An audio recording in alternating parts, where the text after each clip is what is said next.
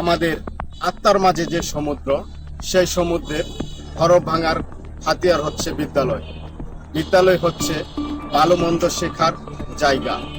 কিন্তু যদি শোনেন সেই বিদ্যালয়েরই এক শিক্ষকের মন্দ কাজের লিস্ট এখন টপ অফ দ্য টাউনে পরিণত হয়েছে, তাহলে তো ডাকাতিয়া ইউনিয়নের পাঁচগাঁও উচ্চ বিদ্যালয় গত 24 জুলাই বৃহস্পতিবার সকাল, যেখানে শিক্ষার্থীরা আসার কথা, সেখানে এসেছেন সুনামধন্য কয়েকজন এলাকাবাসী অপেক্ষা প্রতিষ্ঠান প্রদানের জন্য।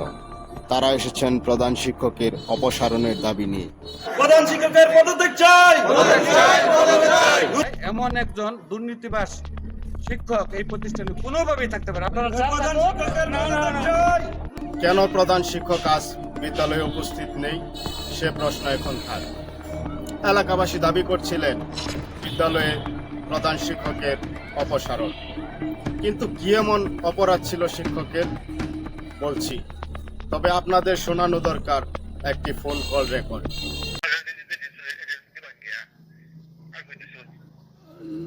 না ওরা তো আর তো আমি আনো একটা নিয়ে দিছি।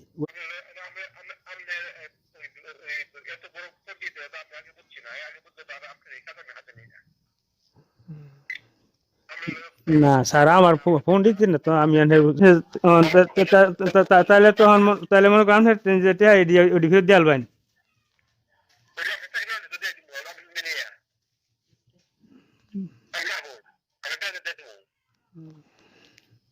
আচ্ছা জান স্যার আমি কি কই আমার কর কি আছে আর।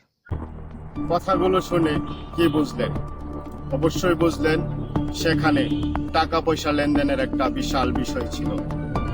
কথাগুলো মতিন স্যার আর এক অসহায় পিতার, যে পিতা তার সন্তানের সুখের জন্য দ্বারস্থ হন শিক্ষকের। কিন্তু শিক্ষক মায়া কথার জালে সর্বস্ব লুটে নেন অসহায় পিতার। গেল বছরের 12 নভেম্বর প্রতিষ্ঠানের 3টি পদে জনবল নিয়োগের কথা ছিল। প্রধান শিক্ষকের কথায় স্থানীয় শুক্কুর আলী মেয়ে শাহিদাকে আয়া পদে আবেদন করান।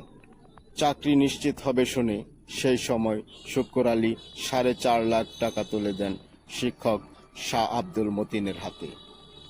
কিন্তু অনিয়ম আর দুর্নীতির কারণে নিয়োগ বন্ধ ছিল সেই সময়। নির্বাহী কর্মকর্তার তদন্তের পর শিক্ষক 1,59,000 টাকা ফেরত দেন। বাকি টাকার জন্য চেয়ে নেন সময়। সময়ে 2 বছর পেরিয়ে গেলেও শুক্কুর তার টাকা না পেয়ে দ্বারস্থ হন এলাকাবাসীর। স্থানীয় সেলিম সহ এলাকাবাসীর কয়েকজন মিলে শিক্ষককে টাকা ফেরত দিতে বললে তিনি চলে যান থানায়। সেখানে উল্লেখিত ব্যক্তিদের নামে করেন চাঁদাবাজির মামলা।